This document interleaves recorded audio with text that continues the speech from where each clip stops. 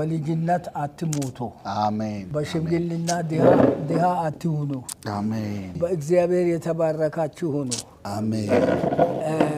በጌታ በኢየሱስ ስም የተባረካችሁ ሁኑ አሜን ምሳሌ ምዕራፍ 10 ቁጥር 22 ላይ የእግዚአብሔር በረከት ባለጠጋ ታደርጋለች ይላል የሰማይ አምላክ በረከት በእናንተ ላይ ይሁን አሜን የእግዚአብሔር ክንድና ኃይል ከእናንተ ጋር ይሁን አሜን ፍጹም ክፉ አያገኛችሁ አሜን ወጣችሁ ገብታችሁ በእግዚአብሔር መልካምነት ውስጥ ተመላለሱ አሜን ጸጋውን ያብዛላችሁ አሜን አፋችሁ እንደ እግዚአብሔር አፍ ጠላትን የሚገል ቅዱሳንን የሚያሳድግ ይሁን አሜን ክፉ አያገኛችሁ አሜን የእግዚአብሔር ሰላም ጠብቆ በሰላም ኑሩ አሜን እድሜያችሁ በልማትና በጸጋ በእግዚአብሔር በረከት